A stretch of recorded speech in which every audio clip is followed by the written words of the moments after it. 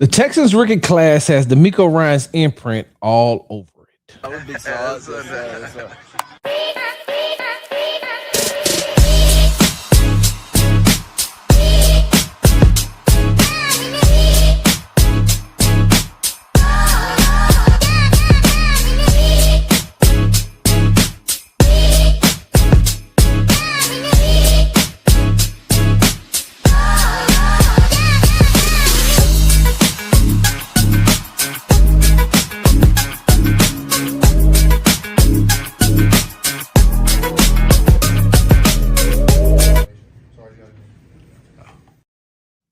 Hey, what's going on, y'all? Fix this for us. There we go. That might be a little bit better. There we go. We'll put this up right there. Hey, what's going on, y'all? You tuned into the Texans Tailgate Talk Show. I'm your host, Big Sarge. Make sure you follow me on the app formerly known as Twitter and Big Sarge Sports, the Z at the end. Follow me on the Tick and the Talk at Big Sarge Media. Make sure you are subscribed to the Texas Tailgate Talk Show, all one word, Texas Tailgate Talk. Make sure you follow me on Instagram at Big Sarge Sports with a Z at the end, because you know we do everything for the gram. What's going on, good people? Good people. Good morning. Good morning. Good morning. Hey, listen, I know y'all like, damn, Sarge, like how much energy do you have in the morning? I got a lot.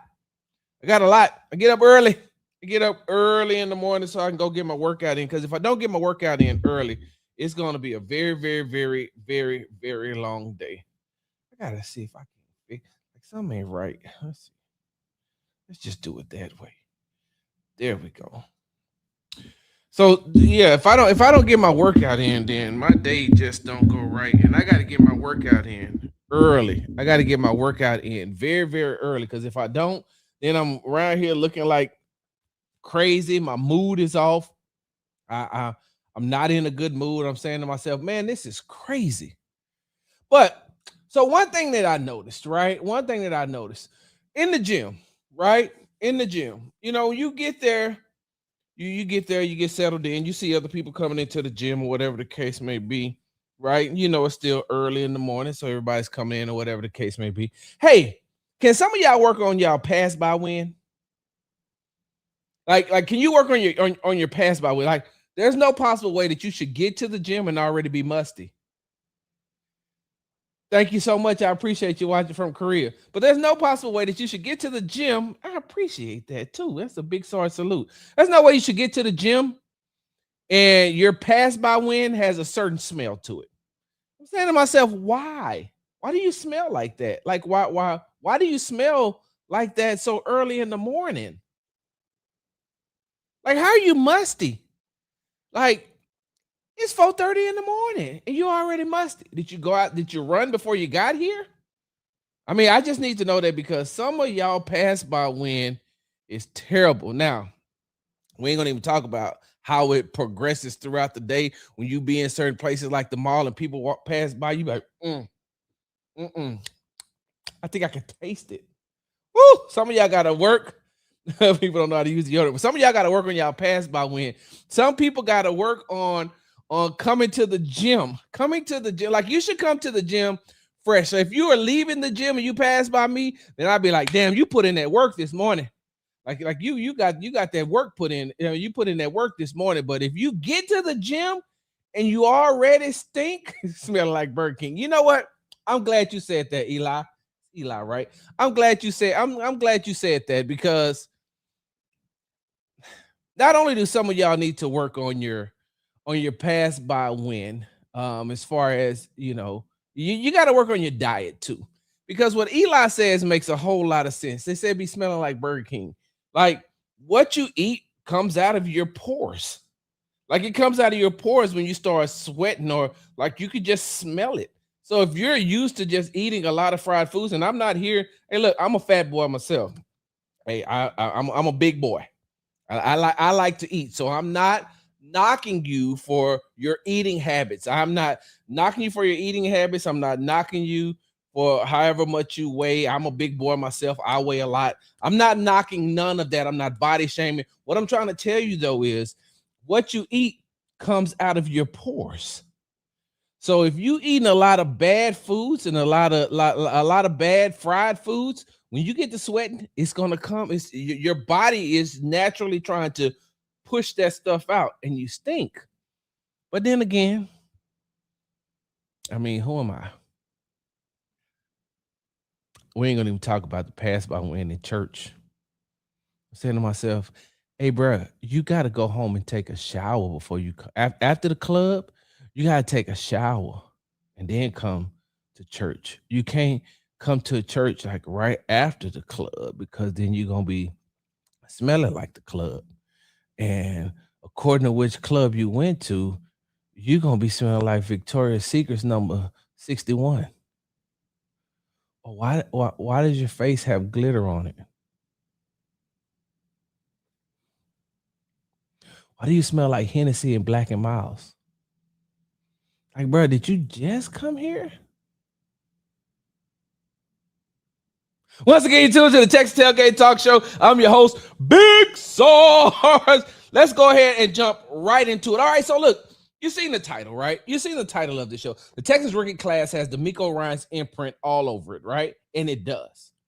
And it does. These new Texans, these new rookies for the Houston Texans, they're like little DeMeco clones, right? If DeMeco could clone himself,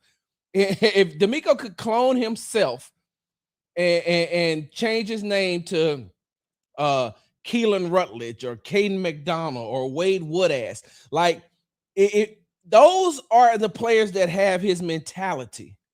Keelan Rutledge, Caden McDonald, and Wade Woodass, they have his mentality. And what I mean by have his mentality is he's one of those, DeMeco Ryans is one of those players. He's also one of those coaches that are like, hey, I'm trying to win every rep.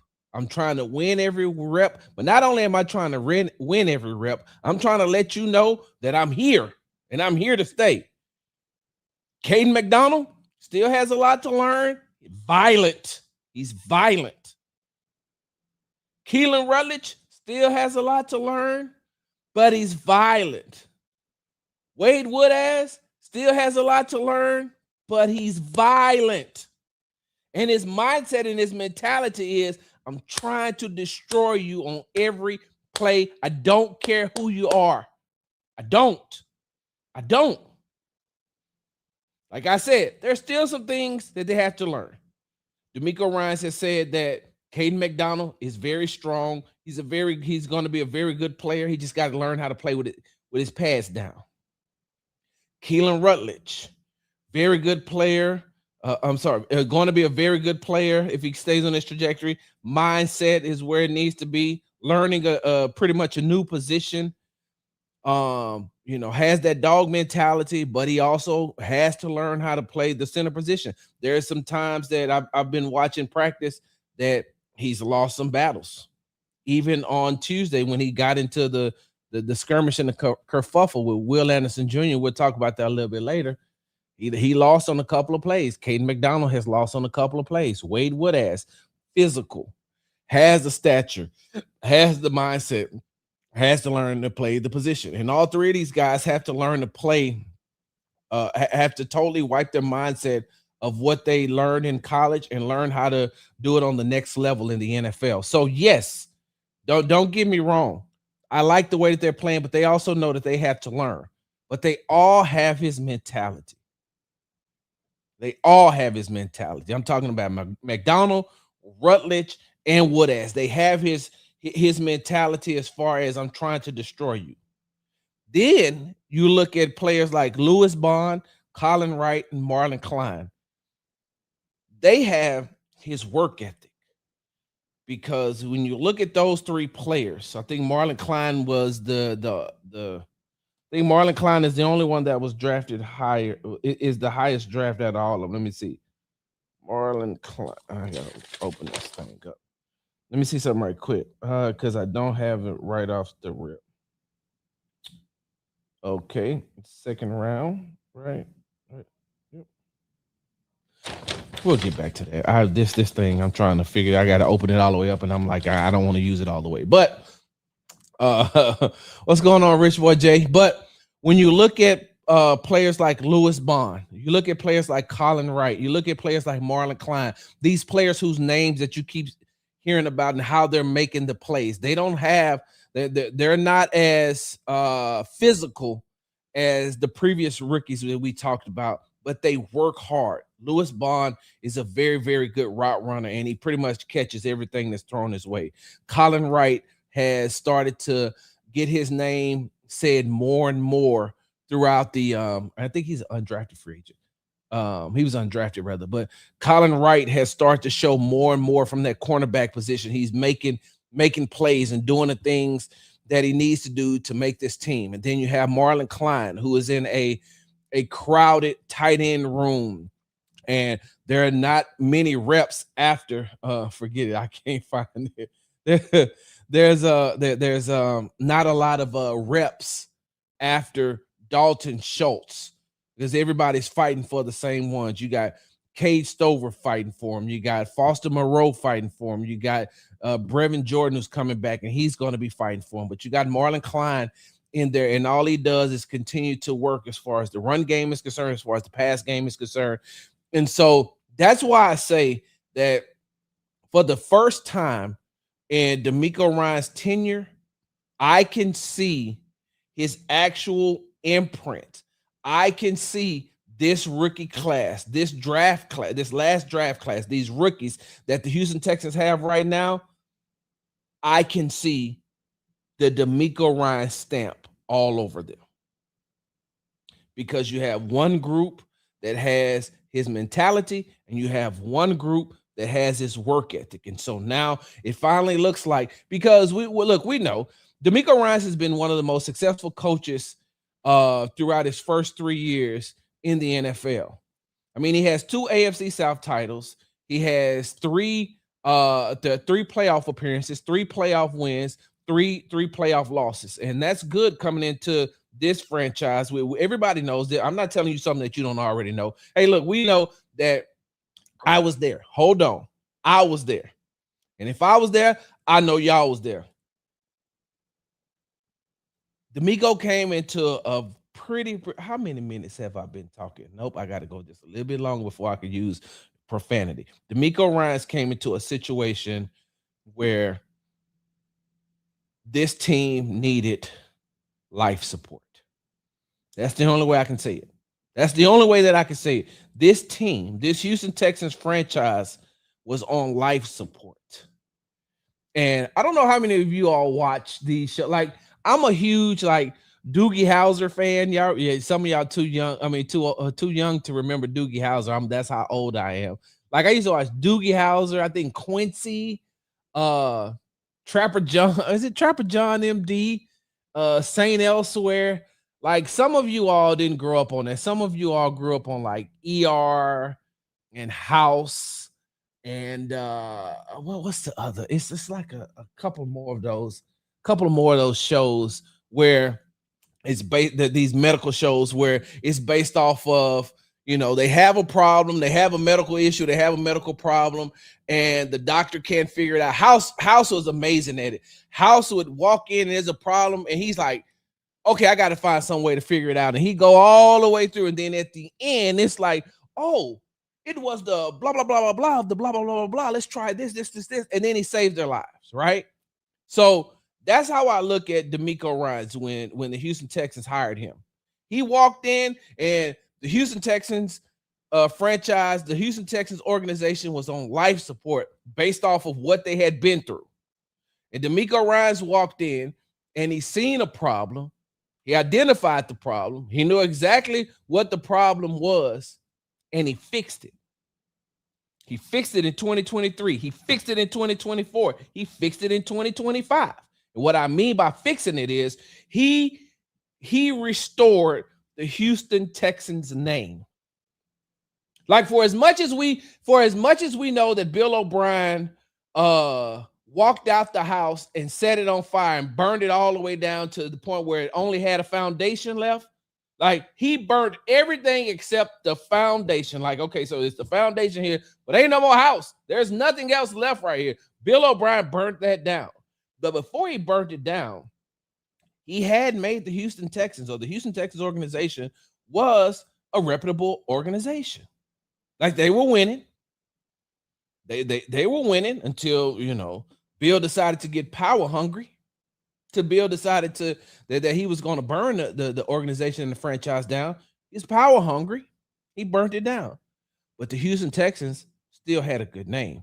After that, we've seen the Romeo Crennel tenure.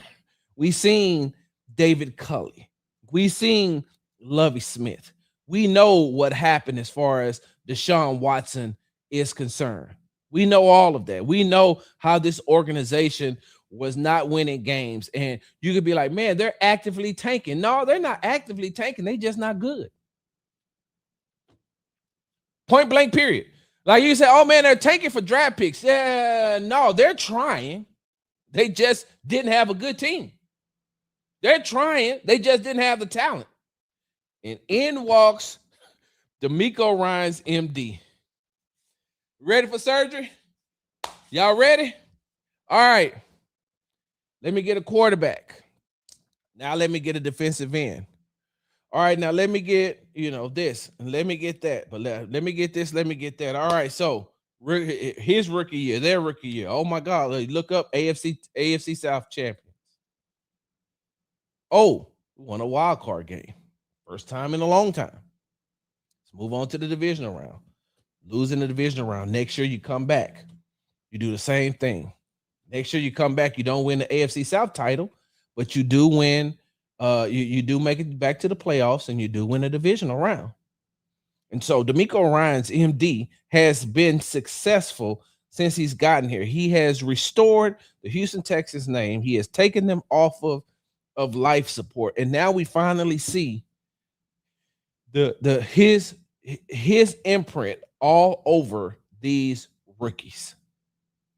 Sure, you can go back, you can look, and you can look at at the first draft, and you can see you can see CJ Stroud, you can see Will Anderson Jr., you can see Henry To'oTo'o, who signed a contract extension. You could see Xavier Hutchinson coming into his own. But all that rookie class didn't have his imprint. All that rookie class wasn't DeMeco Ryan clones. And then you look and you see the next draft that he has, right? And then in that next draft that he has, you're saying to yourself, okay, I can see a little bit more. Especially when you get players like Kalen Bullock, especially when you get players like Kamari Lassiter. You're saying to yourself, okay, I can see that. All right. Yeah, I definitely could see those too. All right. Okay. And then you move to that next draft, and then you can see it on Ariante Ursery. You can see it on Woody. You can see it in Higgins. You can see it in Noel. You can say, all right, so they're moving somewhere. They're going somewhere. But this class right here, for those of you all who joined in late, first of all, thank y'all. I appreciate y'all for showing up. But this class right here, this one, oh, no. This class right here, they got it. They got it. Caden McDonald, Keelan Rutledge, Wade Woodass, they all have DeMeco Ryans. I'm going to bust you in your mouth mentality. I'm going to punch you in your face mentality. I don't care who you are. I don't care who you are. You're on the opposite side of me. I'm trying to win. And with this first preseason game coming up, I want to see how that takes the next step, because at the end of the day, they're still practicing against their own teammates, right? They're not trying to go out. They're not trying to hurt their own teammates. They're not trying to stop anything that the Houston Texans are trying to do, but you can see it. So now I want to see it play out on the field. I want to see it in this preseason. I want to see it in these joint practices. I want to see it heading into the regular season. So we talked about McDonald, Rutledge, and we talked about Woodass as far as them having his mentality. On the other side, you're looking at, I want to see Lewis Bond. I want to see Colin Wright. I want to see Marlon Klein. Take DeMeco Ryans' work ethic and put that into play, put that into use. We've seen these guys making plays, right? Now we want to see what they can do when they're facing and matched up with different types of concepts and things like that. So Yeah. I mean, I won't disrespect him and call him DeMeco Ryan Jr.'s. I'm not going to say that. I'm just going to say that they're DeMeco Ryan clones. One group has his mindset and his mentality. The other has his work ethic. Hey, we're about to take a break. When we come back, Tuesday, there was a skirmish, a little kerfuffle, a little dust up between two players. One I expected to see it from, the other had no clue that it was going to happen. We'll be back. Hi, Laura Williams coming to you here from Easy Honda. Just want to remind you that this is my new home, and here at Easy Honda, we are here to take care of all your vehicle needs. From new vehicles to pre-owned vehicles, we've got what you are looking for. And if you're a business and you're looking for vehicles, we've got a great selection here at our dealership. For any information on getting your next vehicle here at Easy Honda, you can reach me at 281-224-3666. Remember to ask for Laura Williams. We make it easy here at Easy Honda. Hey, welcome back. You're tuned to the Texas Tailgate Talk Show. I'm your host, Big Sarge. Make sure you subscribe to the Texas Tailgate Talk Show on YouTube. All one word, Texans Tailgate Talk. Hello, everybody. Hello, Miles and that yak. Good morning, Texas Tangent. Good morning, Ashley. Ashley Knuckles 1. Hey, Miss Nunn. Rich boy selling that. Just bought throw some D's on that. Just bought a Cadillac. Throw some D's. What's up, Rich boy Jay? All right. So before I went to the break, I was telling you all that there was a dust up, a skirmish, a kerfuffle that happened at Houston Texans practice on Tuesday inside of Reliance Stadium. Hey, y'all got to remind me now. I got to keep saying Reliance Stadium, right? Because I want to still call it NRG. I gotta get myself prepared to not call it. I gotta get myself prepared to not call it NRG. I gotta call it Reliance Stadium. So there was a shoving match, a back and forth between rookie offensive lineman Keelan Rutledge and future defensive player of the year, All-Pro, Pro Bowler, rookie defensive player of the year, Will Anderson Jr. Now, let me tell you why that skirmish, why it surprised me. You're the only one who relates my username to the proper source. Let me tell you why. That dust up between Anderson and Rutledge surprised me. I expect it from Keelan Rutledge because it's something that I've seen throughout training camp. I've seen him get into it with Danielle Hunter. I've seen him get into it. Well, not get into it, but I've seen him, go back and forth with Danielle Hunter. I've seen, him and Aziz have some words. I've seen him and some other players have some words. I never expected it, though, from Will Anderson Jr. because heading into his fourth season, I've never seen during our training camp practice, through our training camps, right? This is Will's fourth training camp. I've never seen Will get into it with anybody. Nobody. No matter how many times he's beaten an offensive lineman or how many times the offensive lineman has beaten him. Will Anderson Jr., I've never, ever, ever seen him get into it with anybody. The only thing I've ever seen is that high motor and Will constantly going at it. So I've never seen Will Anderson Jr. have there's never been an inkling of him getting into it. Now, does Will Anderson Jr. talk a lot of trash? Yes. Yes, he does. He'll talk trash on the field. He'll talk trash on the sideline. Like, yes, Will talk trash. He will. But he does not get into it with his teammates like that. He don't get into it with his teammates like that. So as I'm watching yesterday and I'm trying to figure out, because the way that the play happened, I think it was a run play. And so all you see is a bunch of bodies all in one spot. And then you could tell something is going on because of the way that the players are reacting. And then you realize and recognize that it's Will Anderson Jr. and it's Keelan Rutledge. Do they respect Keelan Rutledge's motor and how he's doing things? Yeah. Once it get up to Will, I get it. I got it. You got to try to prove yourself.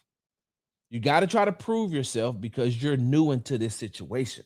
You're coming into a house where people have already lived for 4 years. So I get it. You got to come in and you got to say, hey, I belong in this house. And I don't think that there's anybody out there. See ya, Bubbly. I don't think there's anybody out there that hasn't thought that Keelan Rutledge doesn't belong in the house. But now, going up against Will Anderson Jr., DeMeco said in his press conference on Tuesday after practice, hey, I love what he's doing. But you might want to watch going after him. Like you might want to watch going after Will. That's a totally different fight. That's a totally different fight on your hands. I'm not saying that if they got into a fist fight, that Keelan Rutledge couldn't beat up Will Anderson Jr. or Will Anderson Jr. couldn't beat up Keelan Rutledge. I don't think that it would ever come to that because they got too much respect for each other and they know that it's just competing. I don't think that that's the fight that you want to have. Not with Will, because Will is a different, like Will is Will has a different mindset. Like Will on go all the time. And Keelan Rutledge is probably on go all the time, but Will is on like Will.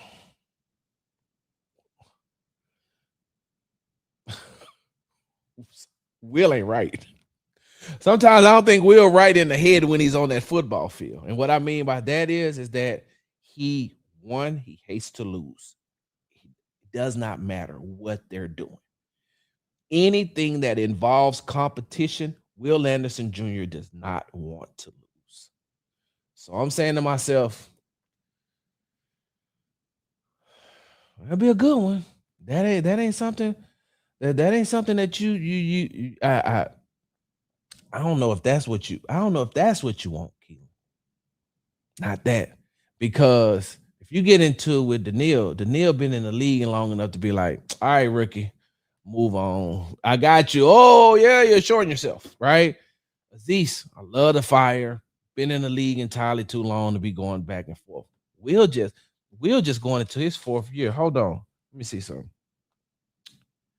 Hold on one second. So Keelan Rutledge is 22, right? Keelan Rutledge is 22. Will is 24. So they're still in that same age bracket, in that same age group where it's like, Daniil Hunter is 31 and Aziz is 29. Hey, yeah. All right, yeah, all right. Yeah, you 22 years old. I remember when I was 22, I was trying to prove myself too. Like Aziz is like, yeah, I was undrafted. I was trying to prove myself. Daniil was like, I got it. Will is still under that mindset of, this is gonna sound crazy to some of y'all, right? But just hear me out, right? Just hear me out. Hear me out.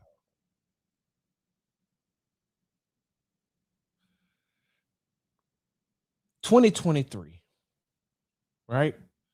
2023, that draft. Everybody knew that Carolina Panthers and the Houston Texans, who Carolina had the number 1 overall pick, and the Texans had the number 2 selection in the 2023 draft. Everybody knew, or it was being said that it was either the Panthers were gonna either take CJ Stroud or Bryce Young.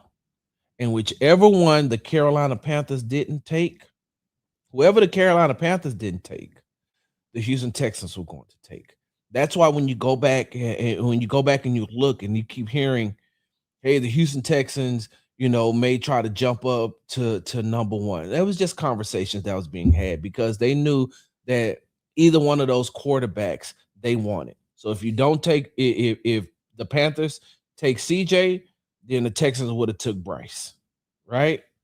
And we see how it played out. Bryce went number one, CJ went number two. Texas made a trade. Will Anderson Jr. went number three. Right? Right. So give me 1 second. Give me 1 second. Give me 1 second. All right, my bad. So everybody knows that Bryce was going to go one or CJ was going to go one. Everybody knew that Bryce was going to either go two or CJ was going to go two.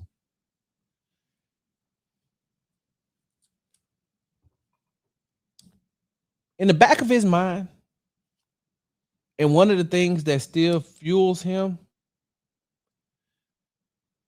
Will Anderson Jr. went number three. And for most people, going number three overall in the draft, going top five, like you went top five, going number three isn't bad, especially in a draft that that quarterbacks was going to be taken with the first two picks. That don't mean nothing to Will. In Will's mind, why didn't I go number one? I should have went number one. It should have been the first overall pick in the 2023 NFL draft. It should have been saying, and with the first pick in the 2023 NFL draft, this team selects Will Anderson Jr., linebacker out of the University of Alabama. But he went number three. So in the back of his mind, it's still, I should have been a number one overall pick. I should have been a number one overall pick. Okay, so I wasn't. Oh, I was defensive rookie player of the year. Well, why wasn't I defensive player of the year? Then the next year, hey, why wasn't I an all-pro? I was a pro bowler. Cool. Why wasn't I an all-pro? I should have made the all-pro team. All right. Wait. Hold on. What y'all got me ranked again in the top 100 as far as NFL players concerned? You got me where? All right. I'm gonna show you. Don't worry about it. Cool. First team all-pro, pro bowler, gonna be ranked high. Hey, why didn't I win defensive player of the year though? All right. I'm gonna show you. I prefaced all that, and I say all of that to say this is that Will still plays with the underdog mindset. Will still plays with that underdog mentality. And so for just as much as Keelan Rutledge is trying to prove himself, Will Anderson Jr. lines up feeling that he still has to prove himself. When we already know that if he stays on this trajectory, if he stays on the road that he's going to go down as one of the greatest defensive players to ever play this game. Will Anderson Jr., if he stays on this road, will be a first ballot Hall of Famer. If Will Anderson Jr. stays on this road, you will be hearing Will Anderson Jr.'s name associated with some of the best defensive players to ever play this game. In Will's mind, he ain't done nothing. He ain't proved it. He still feel like he got something to prove. And so I say all that and you're saying, Sarge, what does that got to do with him and Keelan Rutledge getting into it? Because for as much as Keelan Rutledge is trying to prove that he belongs in the NFL, if you've gotten to this point now where you've gotten to Will got that same mindset. So that ain't somebody you want to go up against like that. That ain't somebody that you want to really, really, go at or keep going at. Hey, man, it's a one-time thing. Woo, look at that, man. Cool. It's good for the media members to, hey, man, Keelan Rutledge got that dog in him. Hey, man, for the first time ever, we seen Will Anderson Jr. get into it with somebody. Cool. That's cool. Don't make it a recurrent thing because I don't think that that's something that Keelan Rutledge can win.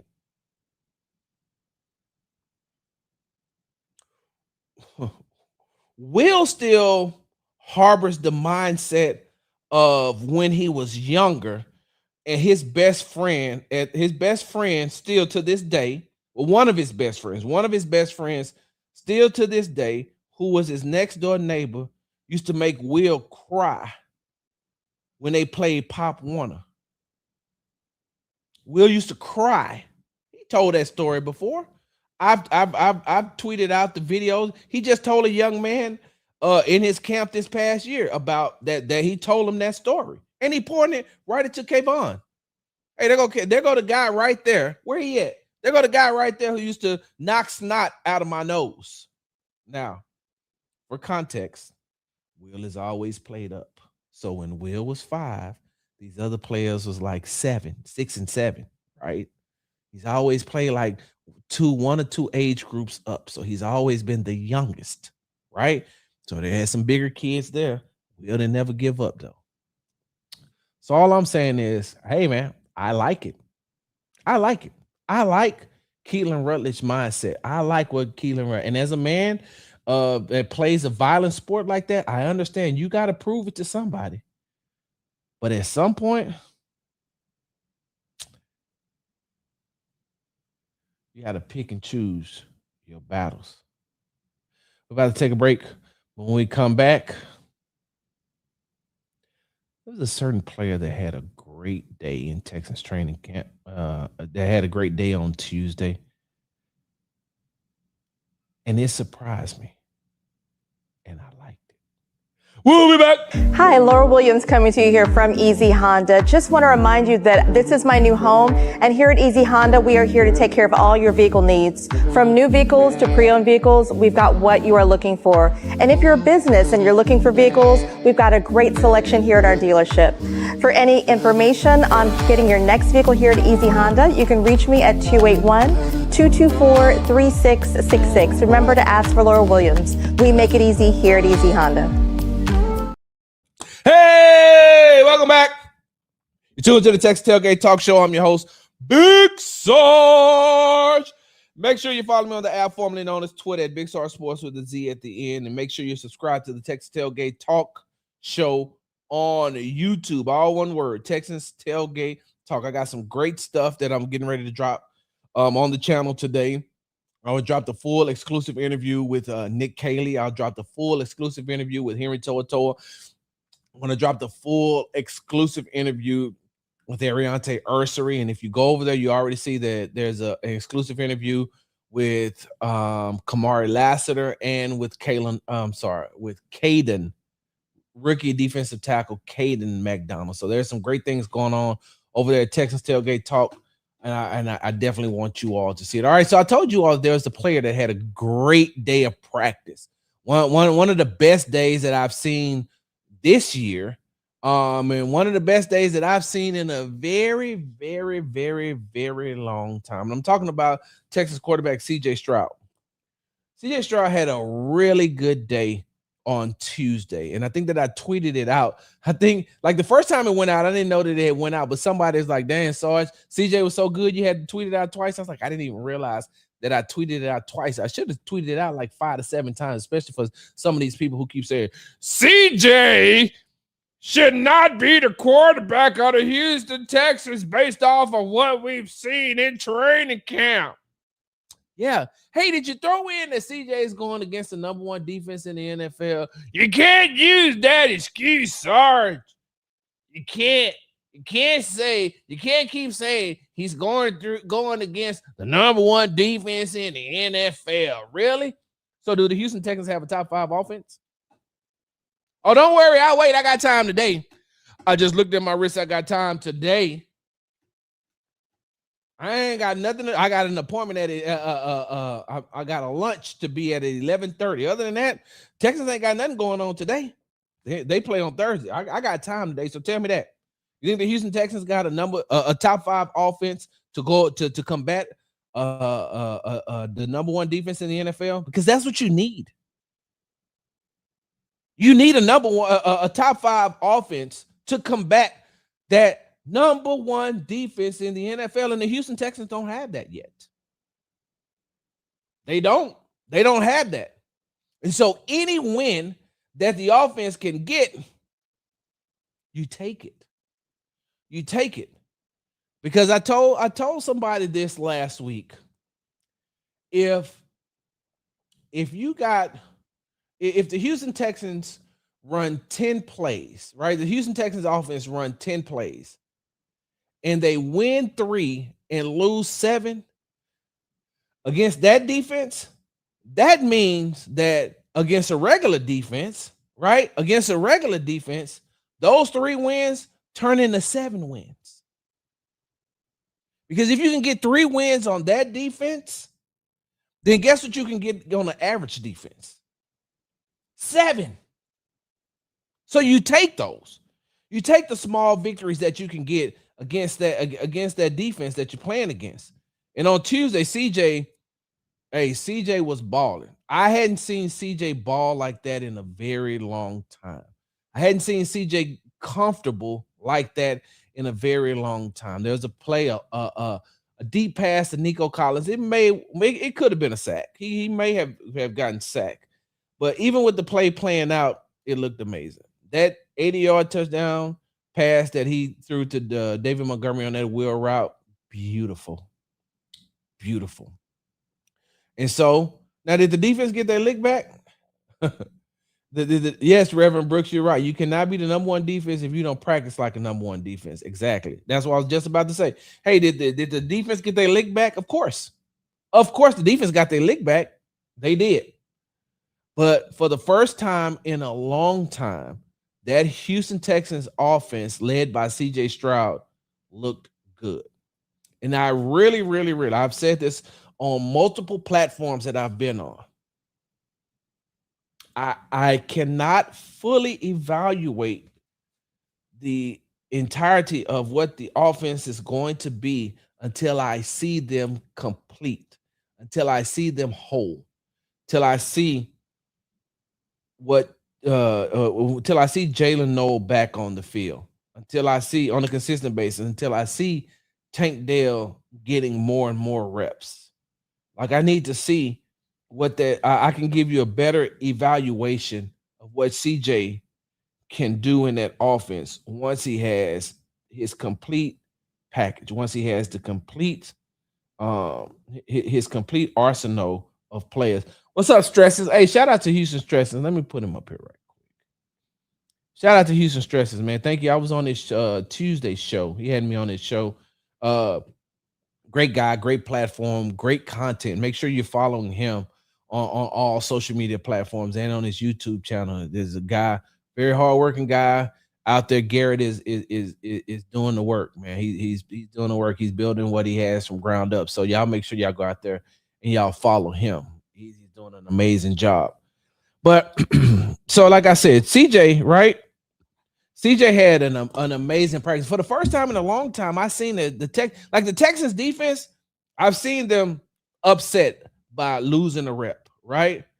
I seen a lot of I seen the Houston Texans defense lose reps, and I've seen them be upset by losing the reps.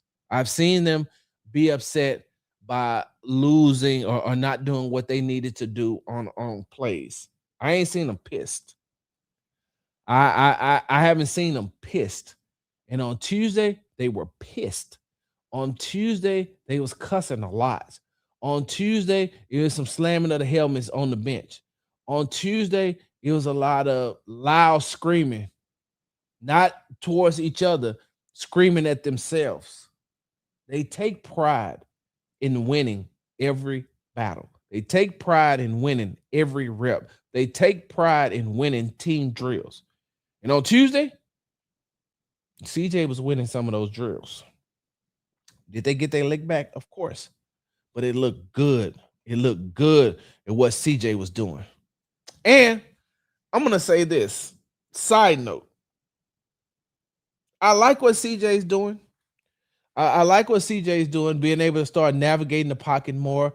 Once I upload the Nick Caley interview that I had, you'll hear him and I discussing about getting the ball out of CJ hands quicker and what that's going to look like this season.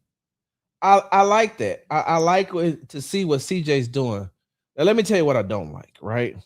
Let me tell you what I don't like. I'm not a big fan of CJ having so much traffic around him. There's a lot do this. There's a lot of traffic around CJ. A lot. When CJ drops back, there's just too much going on in the backfield. And that's something that Cole Popovich is going to have to help eliminate. That's something that he's going to have to help eliminate by coming up with different types of schemes. Yes, I've seen Will be double teamed a lot. I've seen them do some different types of things across that offensive line. But the problem is CJ is having to navigate into it. CJ is having to navigate inside of a dirty pocket, right?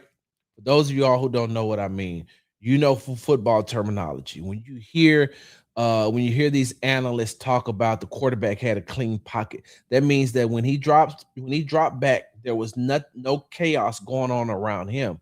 He's able to stand there and look and survey and see what his wide receivers are doing, what routes they're at, which he knows the routes, and he's looking to see where he's going to pass the ball. That's what a clean pocket is, right? You look at you look at a lot of these quarterbacks who have these clean pockets in the way that they're able to operate. You know, they're the ones that are successful. What's happening with CJ though, this training camp, you know, last season I was like, last season he just didn't have time, right? Last season he didn't have time. Last season it was super chaotic. So he didn't even have the time to pretty much drop back and evaluate nothing. This year he's having more time than he had previously. Like he's having more time in the pocket than he had previously. The problem is there's just too many bodies around him. So he's navigating in traffic. And if he has to do the navigating out of getting out of the traffic, getting out of that dirty pocket, getting out of this chaos that's closing in on him quickly, now he has DeMeco praised him for him keeping two hands on the ball, keeping his head downfield, but you still don't want him to. Let me tell you why that Cole Popovich and Nick Caley is going to have to learn. Is going to have to do something to scheme up to keep CJ with a clean pocket. Because if you keep allowing this traffic around, if he stays in a dirty pocket, true, it'll help him, when that does happen throughout the regular season. But you could also get him shell-shocked when you could also get him shell-shocked throughout the regular season, because if he keeps dropping back and he knows that he has to navigate in a pocket that is collapsing on him, right? If he's operating out of a dirty pocket, then he drops back, and when the pocket is clean, his mindset, his mechanics, and his feet may still be operating. It could be. Now, I'm not saying don't be going back. Hey, Sarge said that CJ ain't gonna be able to operate out of a clean pocket. That's not what Sarge is saying. What Sarge is saying is you don't want to get CJ in the mindset and be repetitive of having to work out of that type of chaos, because when there's no chaos around him, he's already prone to maneuver out of chaos. And when there's no chaos going, and now he's still operating, when he could just stop, set his feet, be able to watch the field. To be able to see the rest of the field. When he's dropping back and he's like trying to move here and he's trying to navigate through here and this, that, and other, when the pocket is clean, that could end up causing a mistake that doesn't need to happen. So throughout training camp, they're going to have to learn how to clean up the pocket for CJ. The offensive line is going to have to clean up the pocket, and not from just a sack standpoint, because like Will is getting sacks. Will is getting sacks. Daniil is getting sacks. Sheldon Rankins and Tommy Togiao, they're being very disruptive. And so CJ has more time than he's had in the past, but by the same token, the pocket is collapsing quickly and it's too much traffic and it's too chaotic. And when you're looking at that, right, you all heard me say on the last show that I don't know if the Houston Texans have a right tackle problem or if those right tackles are just going up against Will Anderson Jr. I've seen Jadeveon Clowney win battles from over there, and you're asking yourself, you're like, okay, so but who can we put over there? We keep Trent Brown over there? Do we keep Braden Smith? Do you try to go back to Blake Fisher? Like, there's some way, somehow, you're gonna have to learn to slow down Will. And if you can slow down Will, then when you get into your regular season, then it is going to be a little bit easier with some of those defensive ends who are not as talented as Will Anderson Jr. But what they have to do, what they're going to need to do is they're going to have to get CJ out of chaotic situations. Stop putting so much chaos around him. Stop having him navigate out of so much traffic. Because if not, that could cause you some issues and some problems down the road. Now, I don't want to end on that note, especially when CJ had such a great practice on Tuesday. Some of the things that we hadn't seen in a very long time is him with great ball placement. With him, his decision making was very, very good, and he had time yesterday. And that's what I'm saying. When you give Stroud that time, you can see what type of quarterback he really is. But when he doesn't have time, he's prone to make he's prone to make some mistakes because he's trying to get out of a chaotic situation. And I mean, some of y'all agree, some of y'all won't agree. Like, CJ's had concussions in the past. He ain't trying to get hit like that. We know CJ's been in concussion protocol. He ain't trying to get hit like that. So, hey, I'm trying to get out of whatever I need to get out to get to a safe spot because I can't, there's too much going on. I don't want that. And on Tuesday, he did a damn good job of it. Can he continue that? We'll see on Saturday because, hey, DeMeco even said that Monday's practice was horrible. He had to get on them. And we all seen Saturday's practice. The defense destroyed that offense. The defense destroyed that offense on Saturday, like destroyed them. On Monday, there was some carryover. The offense looked a little bit better. But DeMeco said he had seen enough. After those two practices, something got to give, something got to change. And on Tuesday, they had a really good practice. All right, coming up on our final segment, when we come back from the break, I'm going to tell you how the Houston Texans have a dime package that actually consists of two big nickels. We'll be back. Hi, Laura Williams coming to you here from Easy Honda. Just want to remind you that this is my new home, and here at Easy Honda, we are here to take care of all your vehicle needs. From new vehicles to pre-owned vehicles, we've got what you are looking for. And if you're a business and you're looking for vehicles, we've got a great selection here at our dealership. For any information on getting your next vehicle here at Easy Honda, you can reach me at 281-224-3666. Remember to ask for Laura Williams. We make it easy here at Easy Honda. That boy did a wardrobe change, right? Y'all seen it too, right? Y'all seen it. Y'all seen that boy do that wardrobe change. Now, I could have done that while the commercial was playing. Shout out to Laura. Laura Williams is the best. She's amazing, y'all. If y'all need a vehicle, y'all make sure y'all go to Easy Honda and tell them Big Sarge sent you. Go to Laura, though. Go to Laura Williams and tell them, hey, Big Sarge sent me. She gonna take care of you because she's always taking care of myself and my wife.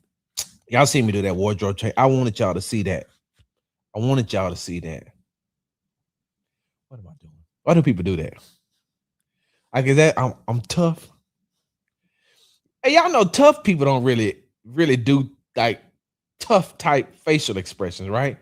People who are really tough, they don't walk around like, what's up? Don't do all that. They just be like, hmm Because I know if it pops off over here, I'm gonna beat the dog shit out of you. I'm gonna drag you. I gotta make all those facial expressions and do all those movements. Yeah, what's up? What's up? You don't want none of this. No, actually, I do. I'm just not gonna waste all my energy with the facial expressions and the body movement. 3 minutes in a fight is a very long time. I'm over here actually coordinating my breathing. So when you and I get into this tussle, I can be able to breathe as I continuously dog walk you. And then once I finish, I ain't gonna even make them facial expressions. I'm just gonna go get me a smoothie. Welcome back to the Texas Tailgate Talk Show. I'm your host, Big Sarge. Make sure you subscribe to the Texas Tailgate Talk Show on YouTube and follow me on Instagram at Big Sarge Sports with a Z at the end. Because you know we do everything for the crowd. I like this hat too, y'all. Look at this. This is a nice hat. And what's so crazy is I got shoes to go with it. I got shoes that match this exact pattern. Right there. Before I went to the break, I was telling you all that the Texans dime package, right, on defense. The Texans dime package actually consists of 2 big nickels. Now you're saying to yourself, okay, so yes, I know. You know, you have a dime. That's 10 cents, right? You also have 2 nickels, which are 5 cents a piece, and they make up 10 cents too, right? You got 2 big nickels, right? When the Houston Texans got Reed Blankenship, right? When they got Reed Blankenship, the very first thing that we all went to was, how much is that going to help Kalen Bullock, right? Now, Kalen has a safety back there that's a competent safety, not one that wants to do their own thing, not one that wants to constantly remind them that he won a Super Bowl, not constantly remind them that he should be getting paid and other people shouldn't get paid, not a safety that is disrupting the locker room, not a safety that thinks that he is the system, not DeMeco Ryans and what Matt Burke has built. You know, one that wants to shine, one that wants to grind, one that wants to see his name all over social media, one who wants to stream and tell everybody who he is. You got to constantly keep reminding people who you are. Can't your play just do the work? Like, if you just let your play do the work, you got to constantly remind people of who you are. And then you don't have to, keep renting apartments because you don't know where you're going to be playing the following season. It's neither here nor there. I digress. When the Houston Texans got Reed Blankenship and they partnered him up with Kalen Bullock, what was said was, and what I said and what some other people said was, now this gives Kalen Bullock the full ability, the full autonomy to be able to roam in that backfield. Shout out to the Houston Texans social media team on what they did with that wildlife nature voiceover that they did that had Kalen Bullock, and they were talking about a hawk. Oh man, that was amazing. Shout out to the Houston Texans social media team. But now Reed Blankenship allows Kalen Bullock to be able to play his actual natural position, which is free safety, which allows him to be free, which allows him to use his athleticism and his ball hawking skills to get to wherever the ball is going to be. Now, we've talked about the Texas defense, especially with their front seven, with as much pressure as they put on a quarterback, with as much pressure as that front seven puts on a quarterback. And when you have 2 very, very, very good cornerbacks in Stingley and Lassiter being able to hold their own in man-to-man, you got Reed Blankenship doing what he needs to do, coming down, stopping the run, playing in different positions. Now, Kalen Bullock can just step back and just watch. I think that during one of the press conferences, I I think during his press conference, I asked him about being able to see the entire field and how much does his athleticism, how much of his athleticism allows him to be able to make those plays, but also now him just being able to be free, right? And so everybody looked at it that way, right? Everybody looked at it that way. And then one day, a couple of days ago, it hit me, right? It hit me as I was driving home from training camp. And I said, wait a minute. For as much as Reed Blankenship is going to help Kalen Bullock, he's also going to help the Houston Texans defense by putting another big hybrid safety. And what I mean by hybrid is a big safety on the opposite side of the other big safety that plays nickel corner for the Houston Texans. There could you could potentially and possibly, and I haven't seen this, so let me say that up front. I have not seen that. Let me make sure I say this isn't something that I have seen during training camp. It's just something that hit me. And I'm saying to myself, so you could bring Reed Blankenship down and make him the fourth linebacker. Because if you already got Henry and Azeez, and you got Jalen Petrie playing that nickel corner position, which I told you all on last season. I told you before the season started, he's going to thrive in that position because he's a safety with a linebacker's mentality. He's a safety that plays linebacker. And now you're putting him closer to the action, somewhere that he wants to be, somewhere he wants to be in that action. He wants that smoke. He thrives in that. He wants to be close to the line of scrimmage. So now you put Jalen Petrie right there, who you don't need him to cover for a very long time. You don't need him to cover, but he can cover in the amount of time that you need him to cover. But he's also going to be there to help stop the run. He's also going to be there to help bring pressure on the quarterback. Now, you can do that exact same thing on the opposite side of Jalen Petrie. So now you got two big nickels at the line. And depending on down and distance, that's going to be amazing if the Houston Texans decide to do that type of thing. If the Houston Texans decide to put Reed Blankenship down in the box along with the Jalen Petrie. Now, there are some, Eagles fans that are like, oh, he can't tackle. He can't do this, that, and the other. I said, he can't tackle. His coverage is suspect. And I was like, well, that's when he's playing for the Eagles defense.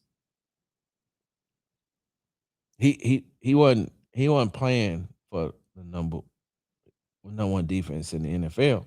There's no shot at the Eagles because they did win a Super Bowl. I ain't taking no shots at the Eagles, even though if y'all know my background, I can't stand the Eagles. That's why it's gonna be. My guy plays for the Eagles. Well, two of my guys play for the Eagles, right? Jalix Hunt, who went to HCU, formerly known as HBU, formerly Houston Christian University, which was formerly known as Houston Baptist University. Y'all know right there off of 59 and Beach Nut. Jalix Hunt, that's my frat brother, right? He's my frat brother. So I root for him. And now they got Jonathan Grenard up there too.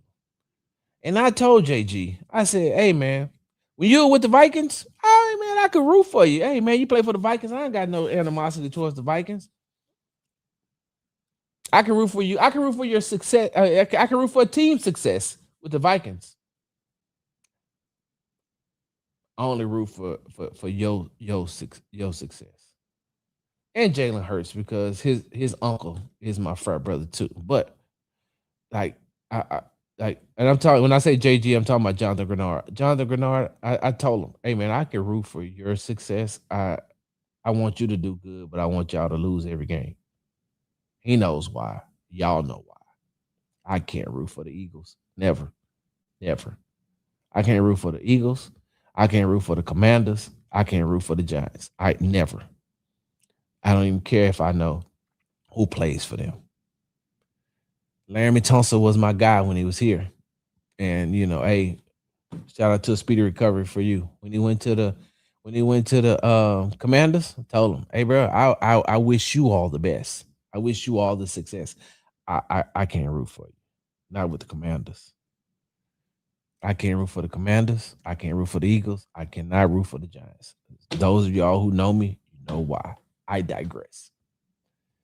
You get Reed Blankenship, you put him on the opposite side of Jalen Petrie, and have both of those guys close to the line of scrimmage to be able to help stop the run. But you also have both of them that can cover, depending on down and distance, they can cover in that short range that you need them to cover in right there, especially with the way that defensive line is able to apply pressure towards a quarterback. So if they could get it, if you can get them to do if you can get everything to work, then having Reed Blankenship play opposite of Jalen Petrie down in the box, that could be something that could be effective for the Houston Texans, especially when you're coming up against some of these teams who their main focus is they want to run the ball, or you're playing against a team whose quarterback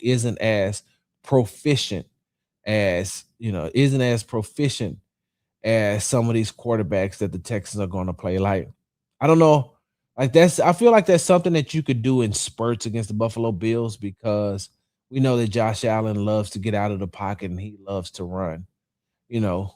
So you could do that a little bit with him. You know that the Buffalo Bills, which is the first game for the Houston Texans, you know, they have a really Cook is their running back, right?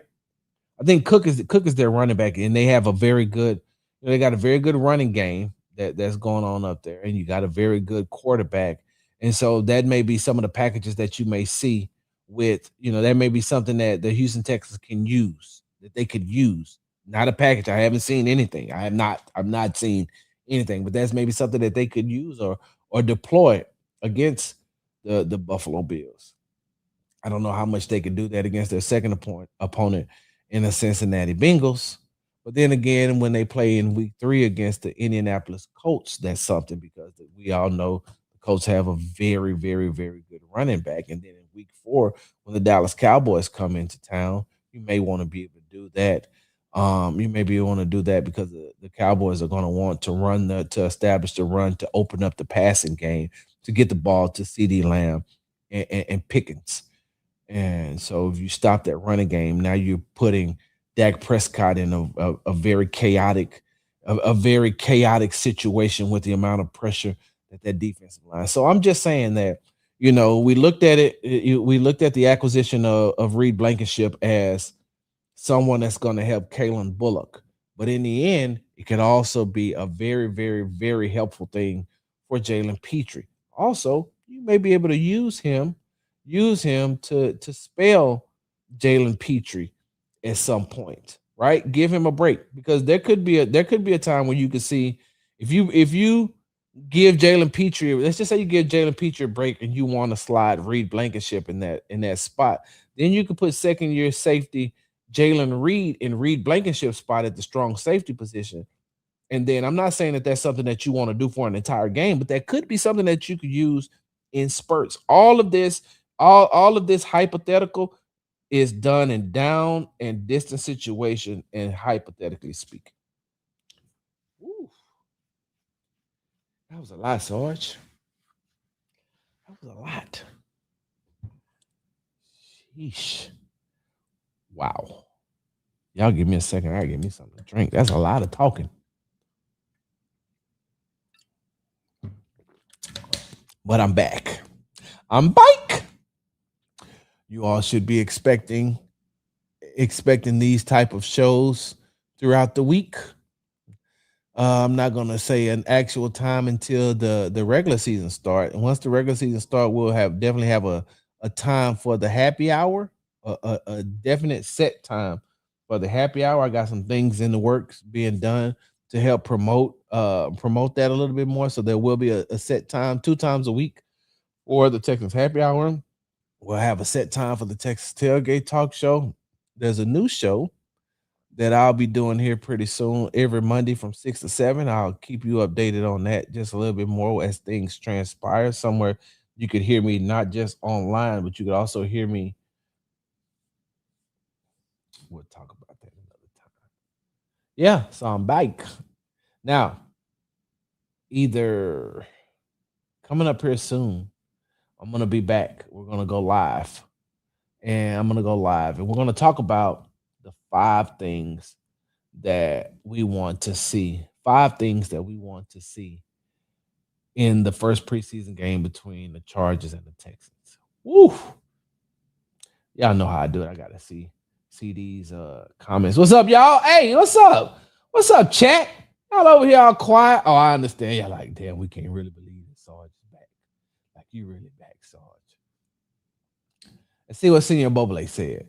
I love what Big Red is doing as long as he's not putting other players in harm's way. I haven't heard that players talk like he is doing. So yeah, he's not putting anybody in harm's way. Miles and that yak, that Big Red look like he got them things. He probably do.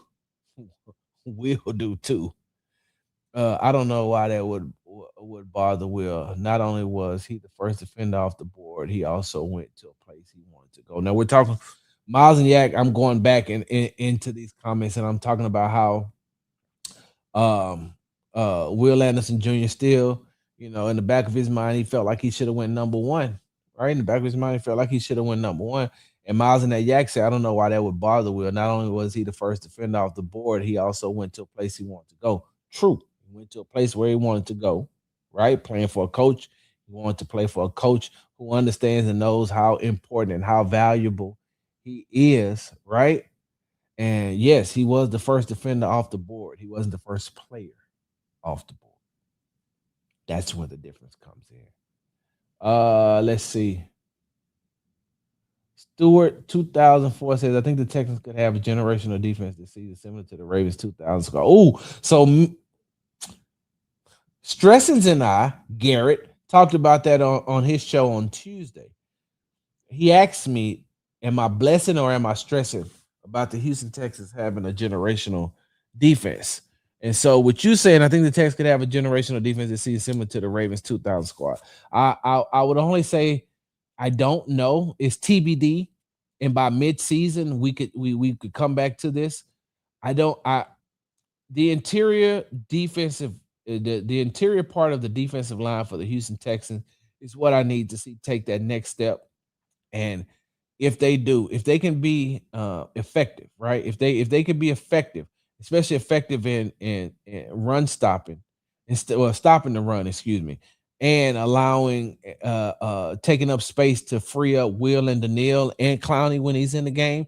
If that can happen, if you can see that from Sheldon Rankins, Tommy Togiai, the rookie Caden McDonald, if you can see that from Logan Hall, if you can see that from Naquan Jones, like if you can see that from these, let me make sure I said it right, Naquan Jones, right? If you can see that from them as far as that interior, and if you're gonna play Clowney on the inside, one or two series, like if you can see that, then yes, they will have a generational defense. I gotta see that though. That's just something that I gotta see. Our offense will be better than last year with Montgomery and Woody Marks. I like that tandem, that 1-2 tandem that they have as far as Montgomery, because I talked to Nick Cayley about the difference, as far as styles in that running back room. So yeah. Let's see, CJ is the guy always has been. Problem is they never prioritize protecting him. That is yes. Yes, you said a mouthful right there. Reverend Brooks said, has there been some one offense versus 2 or 3 defense this camp, or is it always one-on-one? No, Reverend Brooks. There has been, and that's a great question. That is a very good question. Yes, there has been some one offense versus the second team defense. And a lot of those players on that second team defense could be starters in other places, but they not that number one defense. And that's when you can see, CJ really, CJ can thrive a little bit more. Now, that's not saying that though the second team defense ain't winning, because they winning too. Like I said, a lot of those guys could be starters on other teams. But yeah, there has been. Hold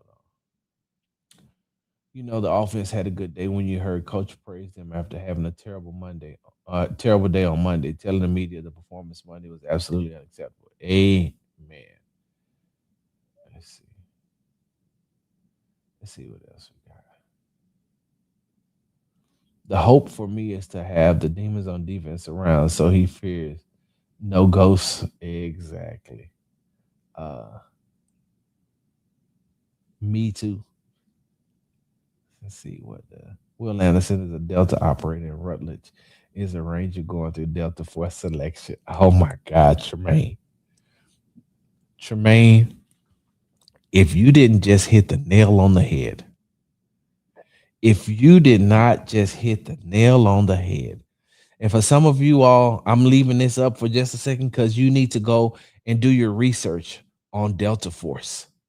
Like, go do your research on Delta Force, and then you'll see why Tremaine said Will Anderson is a Delta Force operator and Rutledge is a Ranger going through Delta Force selection. You go, God. Hey, Tremaine, let me tell you something right now. I'm going to clip this up because that is one of the most accurate statements that I have heard or seen or read throughout I throughout training camp. I don't even know if I couldn't have come up with that. That's amazing. Y'all need to go and y'all need to look it up. Look up Delta Force. And then you can see what he means by Delta operator and a Ranger, an Army Ranger going through Delta Force selection. God. Hey. Woo! Woo! Oh, Tremaine, that was hot. Hold on, I gotta make sure I write that down. Delta Force.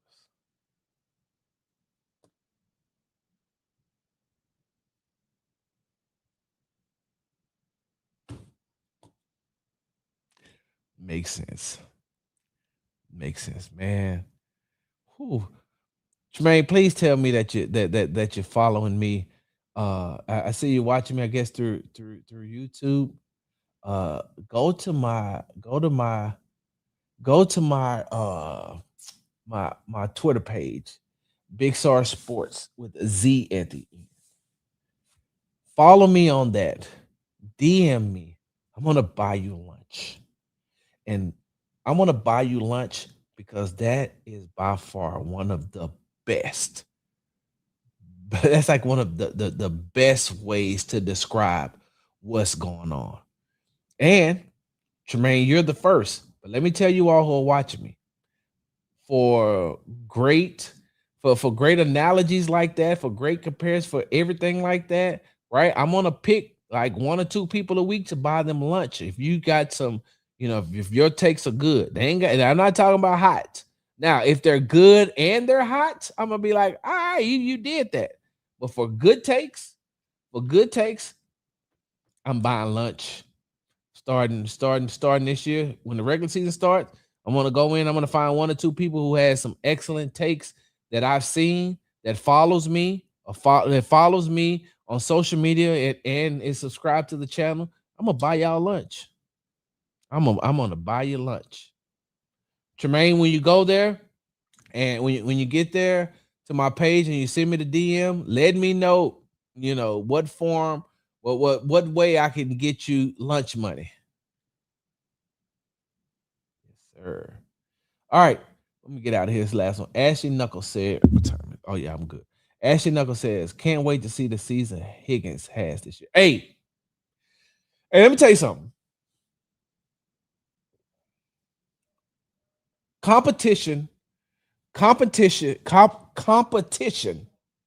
can either breed greatness or it can grow.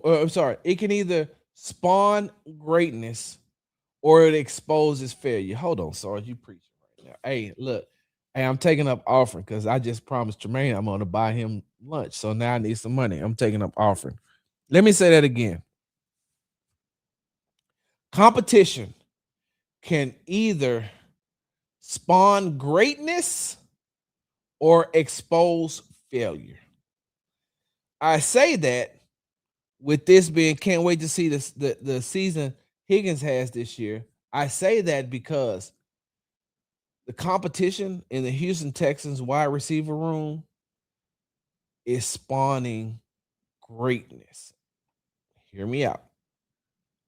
When you say spawn, I didn't say that these wide receivers are great. I say it's spawning greatness, meaning that it's putting them on the path, the road, the trajectory to being very, very good, to being very good or great. When you look at what these wide receivers are doing now, they're all like, hey, we want these reps. We know that Nico Collins reps are solidified. That's why he's getting veteran rest days, which he deserves.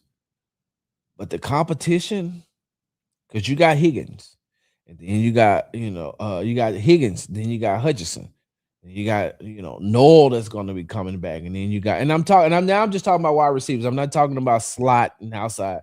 You got Tank coming back, and then Jerry Wayne is having a great camp. Lewis Bond is having a good camp. Like that competition is starting to spawn some greatness out of that room. And so Higgins, I feel like, is going to have a very, very good year. All he got to do is just continue being who he is. And don't sleep. Do not sleep on Xavier Hutchinson. I keep telling y'all that. Do not sleep. Do not sleep on Xavier Hutchinson. Because the one thing that we all know, and I've said this before, at Iowa State, there was a Xavier Hutchinson before there was a Jaden Higgins. Both of those guys had stellar, outstanding college careers. And I think that because of where where each was drafted, I think we highlight one more than we highlight the other. But if you just look at the accomplishments and the accolades that Xavier Hutchinson had at Iowa State and Jaden Higgins had at Iowa State, they match up. They're identical. And so now it's left for Ben McDaniels, Ben McDaniels and Nick Caley to come up with a way to be able to utilize those guys at the same time. That's all I'm saying.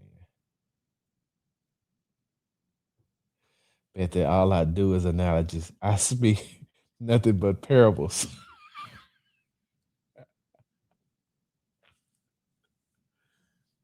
Are they good ones though? Are they good ones? Like they got to be good ones. You can't just, you just can't be like a dog with one eye sees things from a different point of view consistently.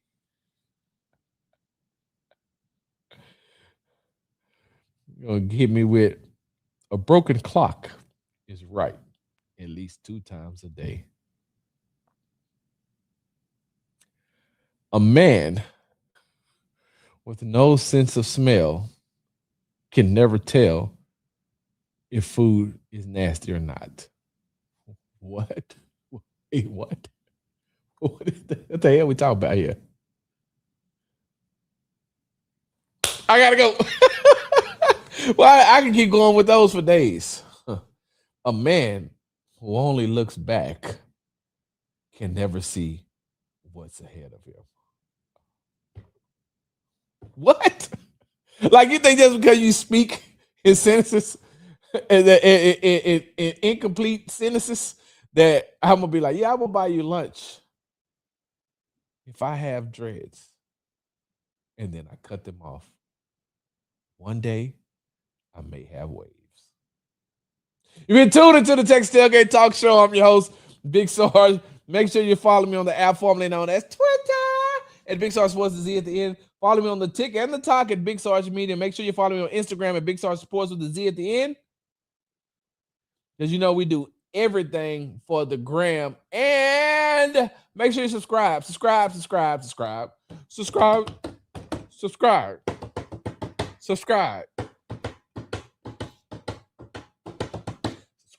Texas Tailgate Talk Show. All one word, Texas Tailgate Talk. Big Sarge, I'm out. Big Sarge. Yes, sir.